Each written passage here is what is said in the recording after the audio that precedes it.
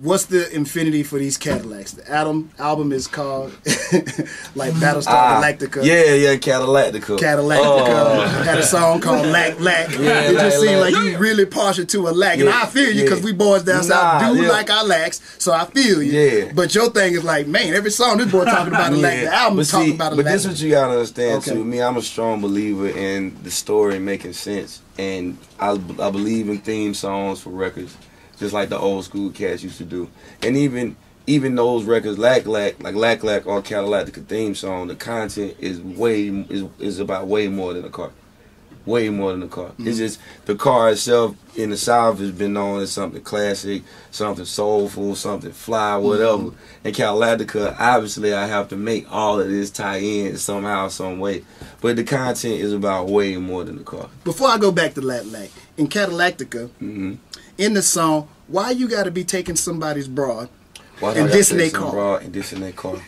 Because on Cadillactica, you can do that. I just think you can do that on that planet, and it's like, you know, it's just like that on this planet, and that's how it is.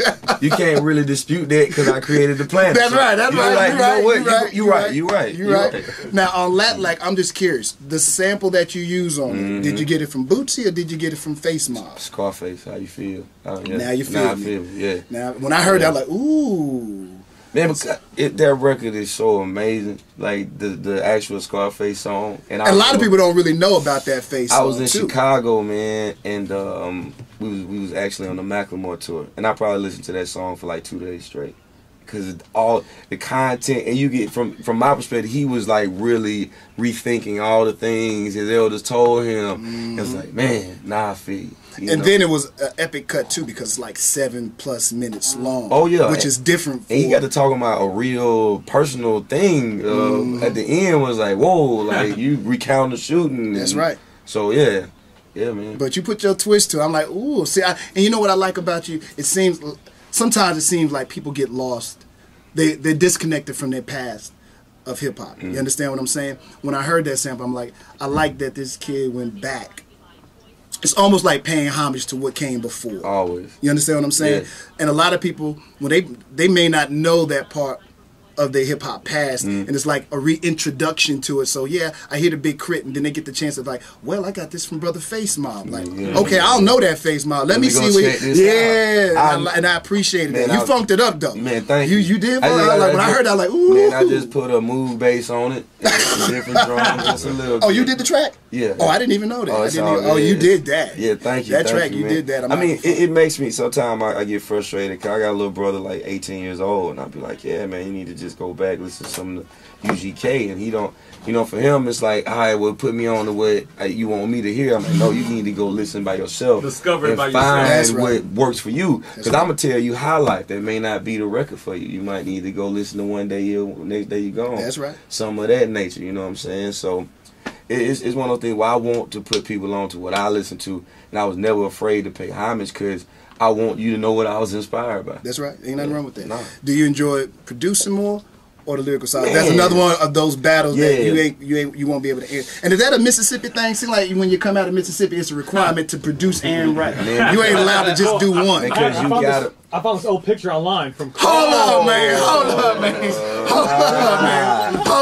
Now see that. You got that boy from the first Apple computer. That picture. I wish. That is a compact PC refurbished from Radio Shack. Don't even give me that kind of credit. But no, man, like, man, you look all of what? I was probably 13, 15. 14? I was probably 15 then, because I got those speakers. The speakers before those was really crazy. Well, basically, I told a story of where the Cadillac came from on Live the Underground, because it was symbolic of me, my kind of music, underground, gritty, crash landing into mainstream America. And I wanted to tell the story backwards, and so I told a story about Cadillactica.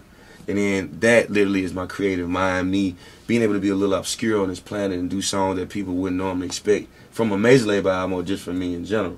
And the first record is you hear the conversation between a god and a goddess, and they create this planet.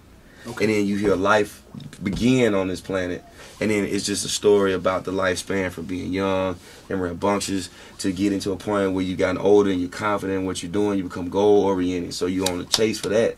Then you get to a point where you want to share that with somebody. That's when love happens and you start to become comfortable with what you got, not chasing your dreams.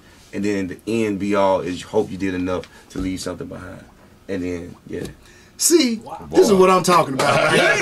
Not a dude that's just making a record that's supposed to have a couple of hits on it. There's an actual concept. And I don't know, do you feel like, you know, because we had Kendrick up here the other day too, and he's an artist that's making these concept records. I'm starting to see artists now seeing like, I don't want to say they're more serious and like the more playful stuff in out there, but a lot of artists like yourself taking a more artistic approach to making a record as opposed to making the single for radio like you were just talking about. I mean I always believe in every project tying in some kind of way. Even from K.R.I.T was here, I mentioned Return of Forever on K.R.I.T was here, and then I did Return of Forever the project, and then I mentioned Forever in a Day, and then I did Forever in a Day the project, which was a day in the life of my entire life before I dropped Live from the Underground. That's right. And I featured my parents, my partners, all that, and we went from 8:04 in the morning to 5:04 at night. And you just the kind of album where even the colors tell you what time of day this song is best played.